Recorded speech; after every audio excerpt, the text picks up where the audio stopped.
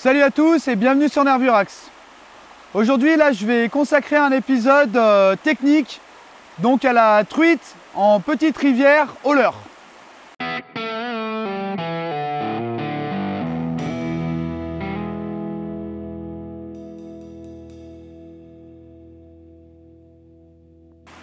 Nous sommes aujourd'hui donc sur un petit tributaire du Rhône là qui fait à peu près une dizaine de kilomètres. Et on a eu un coup de jus, là, un bon coup d'eau ces derniers jours. Donc on va en profiter pour justement approcher ce genre de milieu au leurre.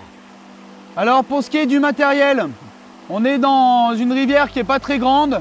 Il y a beaucoup d'obstacles au-dessus des trous. Il y a beaucoup d'arbres.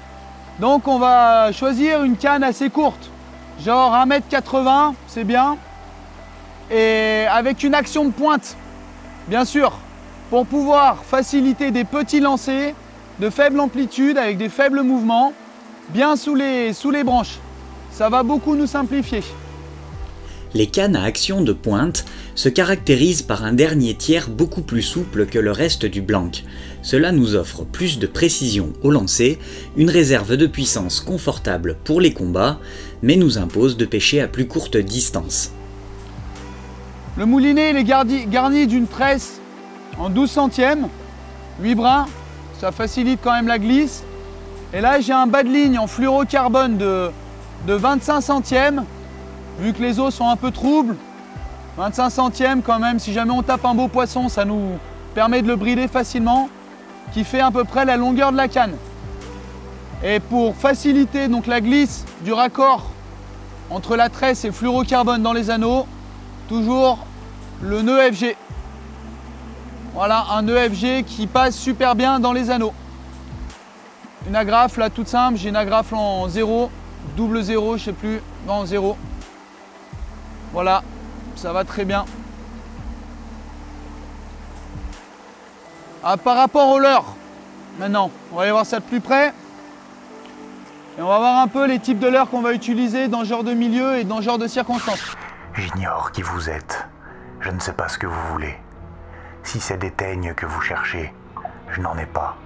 Ce que j'ai en revanche, ce sont des compétences issues d'une longue carrière qui feront de moi un véritable cauchemar pour vous. Si vous prenez ma cuillère au premier passage, tout s'arrête là. Mais si vous refusez, je vous chercherai, je vous trouverai et je vous vianderai. Alors, par rapport à nos types de leurres, donc on va utiliser des poissons nageurs, donc des leurres durs à bavette, type jerk, des minots et des crankbaits, flottants, coulants ou suspending. On va avoir aussi une petite collection de cuillères, bien sûr, pour certains moments, certains endroits, les ondulantes, d'accord, différentes coloris, quelques tournantes aussi, même si j'en utilise rarement. Plutôt les ondulantes, c'est plus sympa à pêcher qu'une ondulante, on anime un peu plus. Et puis des leurres souples. Voilà, donc différents leurres souples, des petits shads, des petits leurres en finesse, des texans et des petits insectes. Ça marche pas trop mal ces petits insectes, mais aujourd'hui on a pas mal d'eau et je pense qu'on va privilégier plutôt des gros leurres qui tremblent un petit peu, qui font des vibrations. On va pas trop aller gratter, hormis dans les gros trous, on va pas trop les gratter au fond. Et puis on a des leurres souples un peu plus gros, ce type swim jerk, des petites chatters aussi. Ça paraît gros ça, mais une truite de 45, elle tape aisément là-dessus. Voilà, des petits vairons, différentes tailles, différents coloris. Mais ce qui est surtout important, c'est avant de partir à la pêche, selon le milieu, selon les conditions, de bien adapter aussi vos boîtes, de ne pas partir avec 50 000 boîtes et puis prendre une vingtaine de leurres maximum, ça fait déjà beaucoup, que vous utiliserez au bord de l'eau. Moi personnellement, franchement, vous allez voir, je pense qu'on ne va pas utiliser plus de 6 sortes de leurres, 8 leurres, jusqu'à ce qu'on trouve un peu le bon pattern. Voilà. Bon, je crois qu'on a fait le tour. Une épuisette. Quand même de taille respectable. C'est pas une truite de 25 qu'on va mettre dans l'épuisette. On la contrôle, une truite de 25. normalement. Surtout au leurre, monter gros. Voilà, une petite pince à anneau brisé aussi. Au niveau des bas de ligne, bah voilà, vous voyez, je suis léger, j'ai une banane. Au niveau des bas de ligne, bah vous avez vos 2-3 bas de ligne différentes tailles. Les agrafes de rechange. Sur les ondulantes aussi, ouais. Petite chose sur les ondulantes. Rajoutez bien des émerillons sur la tête de l'ondulante. Un petit émerillon rolling. Ça évitera de vous faire vriller votre bas de ligne. Voilà, même si c'est de la tresse, c'est pas bien bon de la vriller. Donc souvent elles sont vendues sans émerillon. Donc un petit émerillon, 6-8 kg.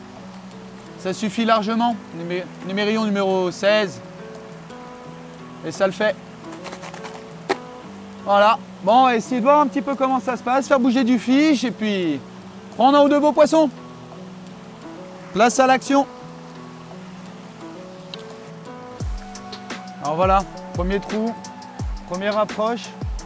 On voit donc une zone de calme là en sortie de poule qui fait à peu près 2-3 mètres.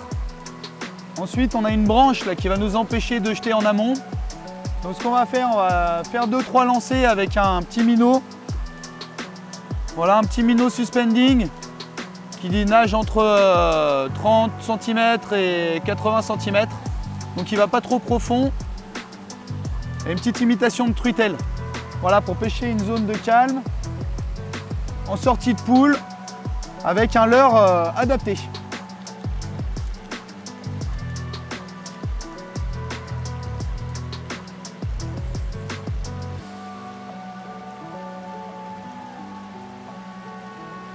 Bon voilà, là on a pêché la fin du pool, on n'a pas fait bouger de poisson, du moins j'ai pas vu. J'ai essayé un peu en tête de poule. Avec mon petit minot, là je balance pas très loin et je suis pas assez discret parce que vous voyez là j'ai aucune possibilité de me cacher pour être un petit peu plus discret. Donc le petit minot coloris petite truitelle assez discret qui fait pas trop de splash quand on les jette pour éviter d'effrayer les poissons. Je vais aller sur un truc un peu plus lourd, voilà, qui va plus profond et un petit peu plus flashy visuellement, coloris doré. Voilà, pour essayer vraiment, là sous le... On le voit un petit peu, il y a pas mal de rochers, il y a pas mal de cachettes en fait en début de poule, tandis que la fin de poule est vraiment lisse, avec aucune grotte, aucune cavité. Donc si elles sont planquées, il y a moyen qu'elles soient là-bas en tête de poule.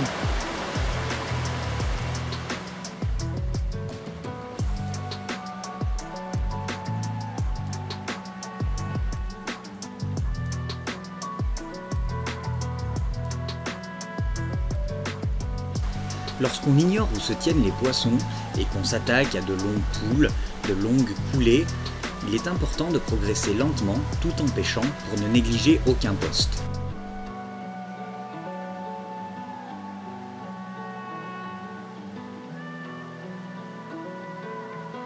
Bon voilà, deuxième gros trou là.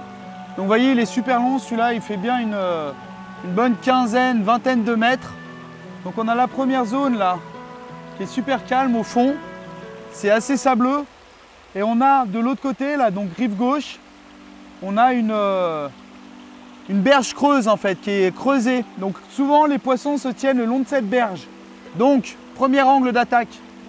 Avec notre jerk là, on va pêcher toute la zone au fond. On va essayer de jeter le plus loin possible pour ensuite faire une deuxième approche en passant par la rive gauche, tout doucement en longeant le bord.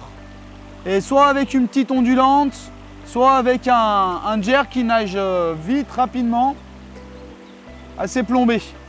Voilà, donc fast sinking, qui coule rapidement. Ce qui n'est pas évident et ce qu'il faut bien gérer là avec les jerks, suspending surtout, c'est qu'ils vont avoir tendance, vous l'avez compris, à descendre en même temps, à la même vitesse que le courant. Donc, le problème, c'est que des fois, on n'a pas assez de contact dans la ligne. Et on peut louper des touches ou on n'anime pas très bien. Donc vous voyez ce que je fais. Quand je vais faire un petit stop, on a deux possibilités.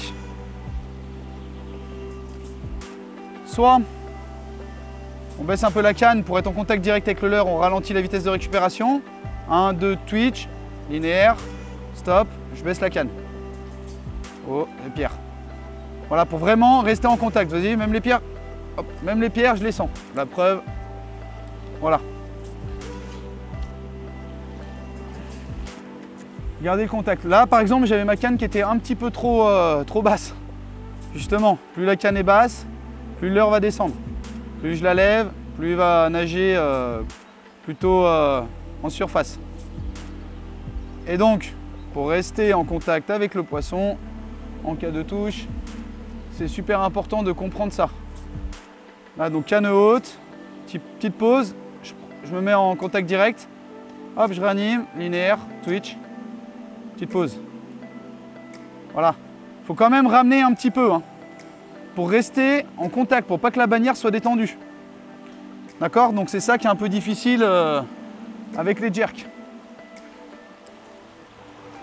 Là, celui-là, il est suspending, mais plutôt, il coule assez rapidement.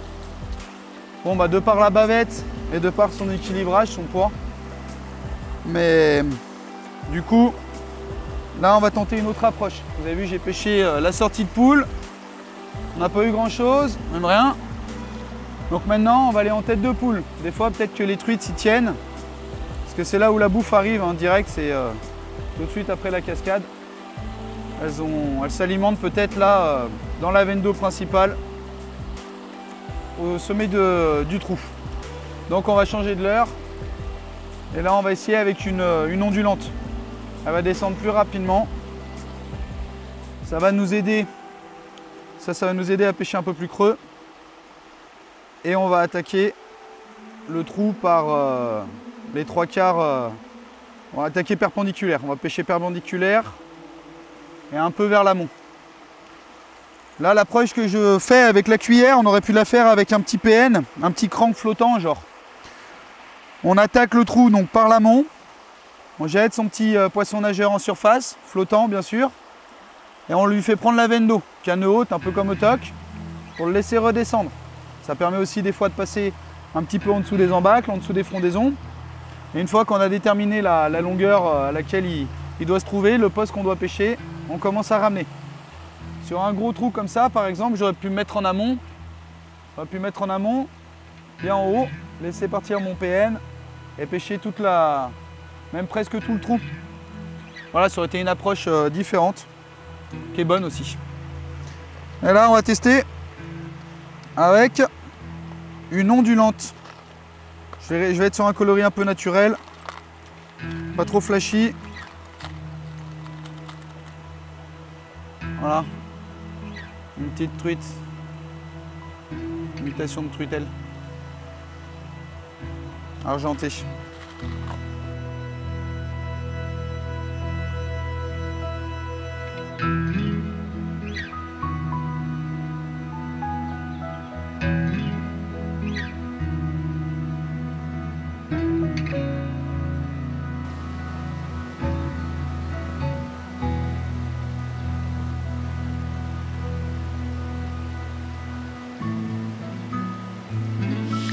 Voilà un petit poisson au PN en aval.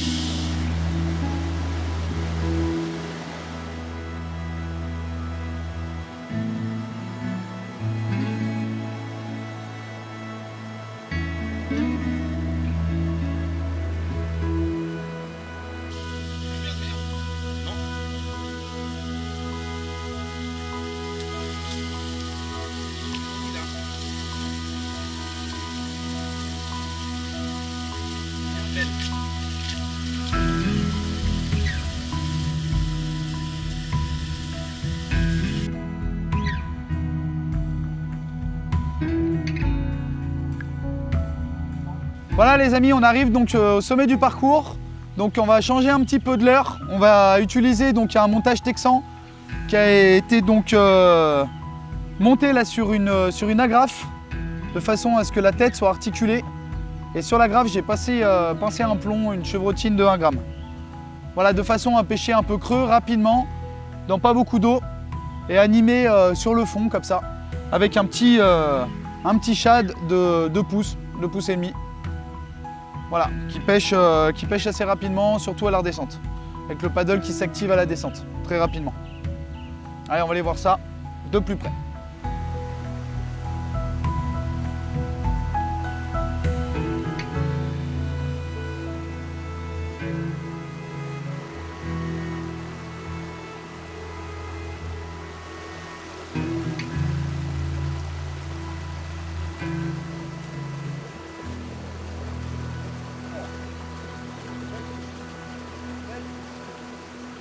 Bon voilà les mordus, là je viens de me prendre une tape avec mon texan par un beau poisson. Je ne dirais pas comme ça, mais je vais essayer de vous la montrer. Donc j'ai changé de leurre. J'ai mis un petit invertébré, là, une imitation de larve de plécoptère, une larve de libellule. Et donc je l'ai monté sur un hameçon simple avec une toute petite TP de 1,5 g. On va voir si on arrive à la faire taper. Et je vais approcher cette fois par l'amont. Parce que par l'aval, je vais trop racler, il y a trop de branches, je vais m'accrocher direct. Allez, on va essayer de la sortir. Je pense que c'est le dernier trou, dernier poisson.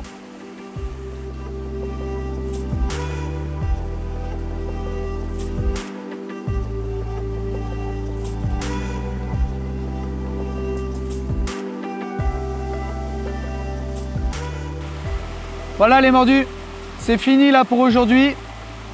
Donc dans cet axe technique, j'espère que j'aurai pu vous présenter en fait la gamme large du type de leurre que vous pouvez utiliser dans quasiment toutes les circonstances. Vous avez vu, on n'a pas utilisé les mêmes leurres dans des petits milieux, dans des petites rivières, là en fin de journée, que ce matin dans des gros pools, dans des plus grosses rivières. Donc, 3 choses qui sont super importantes là que vous devez garder en tête. La première, restez léger et minimaliste dans votre équipement.